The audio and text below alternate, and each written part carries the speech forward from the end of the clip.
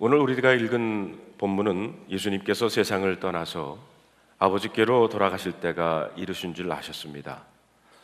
이 땅에서의 마지막 날을 예수님이 맞이하신 겁니다. 그때 예수님은 세상에 있는 자기 사람들을 사랑하시되 끝까지 사랑하셨다라고 했습니다. 사랑하는 드림교회 성도 여러분, 오늘이 제가 여러분들과 드리는 마지막 주일 예배입니다. 다음 주일은 얼바인 드림교회에 가서 제가 말씀을 전하고 예배를 드리기로 했습니다. 제가 샌디에고 연합감리교회로 파송이 결정된 후 지난 5개월 동안 여러분들과 함께 지난 목회 17년을 되돌아보는 시간을 주일마다 저희들이 갖고 있었습니다. 그 스케줄대로 오늘은 2011년을 되돌아보는 시간입니다. 2011년 저희 교회 표어가 사랑으로 소문난 교회였습니다.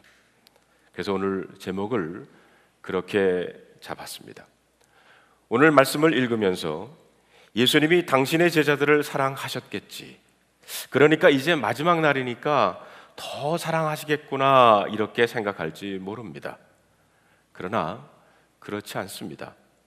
오늘 말씀을 같이 잘 풀어가시면서 예수님이 제자들을 끝까지 사랑하셨다고 하는 그 표현을 주시는 그 교훈을 우리 모두가 함께 꼭 잡았으면 합니다. 사실 그들은 절대로 사랑스러운 제자들이 아니었다는 겁니다. 예수님께서 제자들을 사랑하셔서 하신 일이 두 가지가 있는데, 하나는 성찬을 베푸신 것이고 또 하나는 제자들의 발을 씻겨주신 것이었습니다. 이 두 가지가 제자들을 끝까지 사랑하신다면서 하신 일입니다. 예수님께서 제자들과 마지막 식사를 하시다가 갑자기 일어나셔서 제자들의 발을 씻기시기를 시작하십니다. 이것은 식사 전에 정결의식으로 발을 씻기신 것이 아니었습니다. 갑자기 제자들에게 주실 교훈이 있어서 하신 겁니다.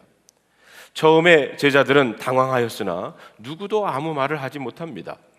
예수께서 베드로에게 이르렀을 때 베드로는 발을 내어놓기를 완강히 거부했습니다. 예수님이 절대로 자기의 발을 씻을 수 없다고 거부를 한 것입니다. 그때 예수님께서 내가 너를 씻지 아니하면 내가 나와 상관이 없느니라 하셨어요. 그러자 베드로는 곧 마음을 바꿔서 주여, 내 발뿐만이 아니라 손과 머리도 씻어 주시옵소서.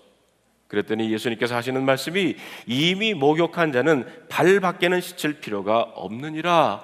온 몸이 깨끗하니라. 너희가 깨끗하나 다는 아니니라 말씀하셨어요. 이 말씀에서 우리는 예수님께서 왜 제자들의 발을 씻기셨는지를 알 수가 있습니다. 예수님께서 의도하시는 것은 더러운 발이 아니었다라는 겁니다. 예수님은 제자들의 발이 더러워서 씻겨주신 것이 아니라 죄를 지은 제자가 그 중에 하나 있었기 때문입니다. 예수님과 관계가 끊어질 만큼 무서운 죄를 지은 제자가 하나 있었다는 겁니다. 그 제자 때문에 다른 제자들의 발도 다 씻겨주신 겁니다. 예수님께서 씻기려고 하신 것은 더러운 발이 아니라 죄를 품은 사람이었습니다. 11절에 보면 이는 자기를 팔자가 누구인지 아심이라. 그러므로 다는 깨끗지 아니하다 하시니라. 곧 예수님을 팔게 될 가룟 유다에 대해서 말씀하신 겁니다. 예수님을 팔려고 하는 가룟 유다 때문에 예수님이 다른 제자의 발을 다 씻으신 겁니다. 여기에 그러면 질문이 하나 생깁니다. 그렇다면 예수님께서 유다에게 회개하라 하시던지, 아니면 유다의 문제라면 유다의 발만 씻기시면 되지 왜 베드로, 안드레, 야고보의 발을 씻기셨는가? 예수님께서는 가룟 유다가 예수님을 팔려는 생각을 하고 있었는 것을 아셨지만 다른 제자들이 알도록 공개적으로 말씀하신 적이 없습니다. 예수님께서는 끝까지 가룟 유다를 보호하시려고 애쓰셨어요. 유다야, 네가 마귀가 들어가고 있다. 너는 나를 팔려고 하지. 내가 다 안다. 이렇게 말씀하지 않으셨습니다. 가룟 유다만 스스로 깨닫고 회개하면 아무 일도 없었던 것처럼 하시려고 단지 가룟 유다만 알아듣도록 여러 번 말씀을 하셨습니다. 성도 여러분, 어떤 사람의 허물을 보았다면 우리도 이렇게 해야 한다는 것을 깨닫게 됩니다. 그러나 가룟 유다는 회개하지 않았습니다. 이것을 아신 예수님께서는 갑자기 일어나셔서 대야에 물을 떠서 모든 제자의 발을 씻기기를 시작하십니다. 무슨 뜻입니까?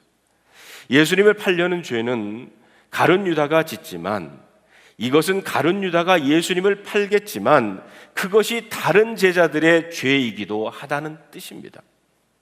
그래서 베드로의 발도 안드레의 발도 씻기신 겁니다. 베드로가 한사코 발을 내어놓지 않으려고 할 때 내가 너를 씻기지 아니하면 네가 나와 상관이 없다라고 말씀을 하십니다. 가룟 유다가 예수를 파는 죄는 베드로도 함께 책임져야 한다는 것입니다.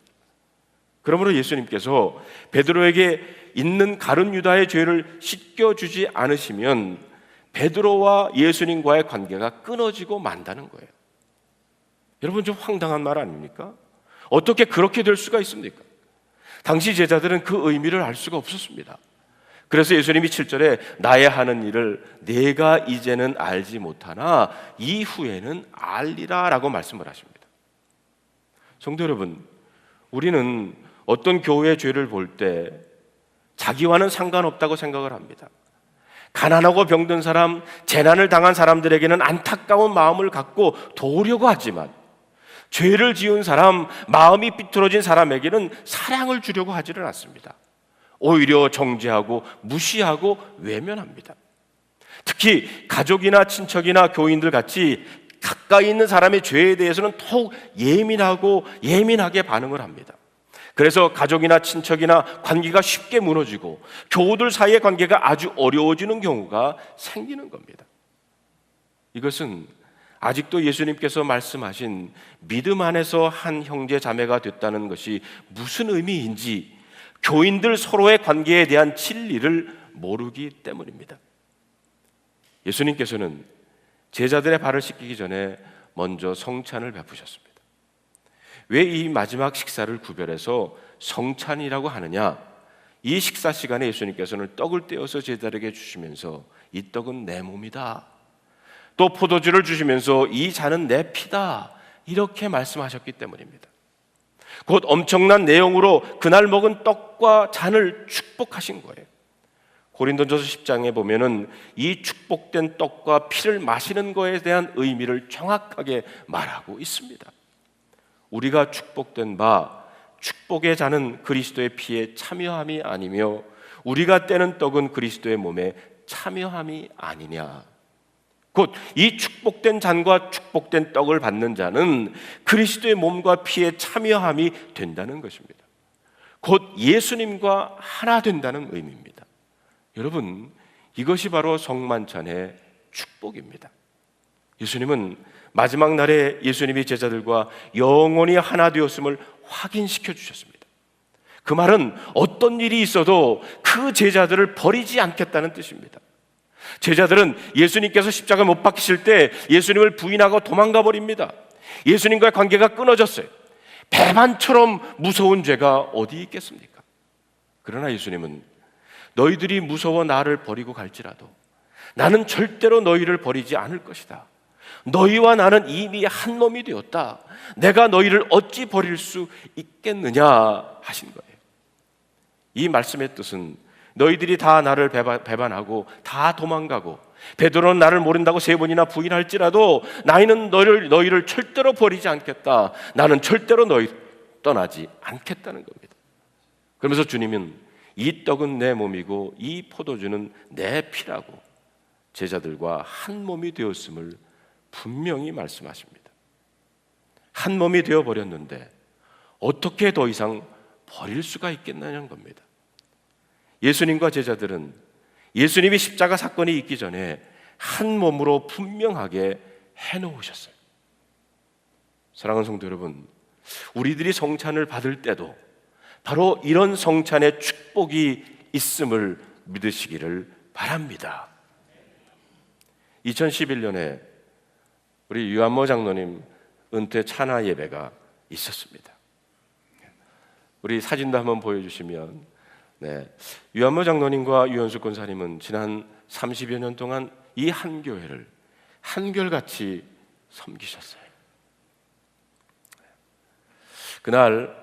심재현 장로님, 한국에 가신 심재현 장로님께서 동영상을 보내주셔가지고 여러 말씀을 하시는 가운데 이런 말씀으로 마치셨습니다. You one more, one more. 그래서 은퇴로 끝나는 것이 아니라 이제 새롭게 시작하는 것입니다 라고 심재현 장로님께서 말씀을 하셨어요. 그러면서 그 유한모 장로님이 답사를 하시면서 이제 유한모 장로님이 은퇴하셔서 바라는 거는 우리 교회가 1차 건축이 끝났는데 2차, 3차 건축이 되는 것을 보고 싶다고 말씀을 하셨고, 그리고 황해도에 가면 유한모 장로님 아버님께서 세우신 교회가 있는데 그 교회에서 영성훈련 1기를 마치고 캔디데이트의 간증을 듣는 것이 우리 장로님의 소원이라고 말씀을 하셨습니다. 아멘. 저는 우리 유한모 장로님의 그 이름을 가지고 또 한번 이렇게 한번 생각을 해봤어요. You, one, one 몸. 유와 내가 한 몸이다. You, one, 한 몸.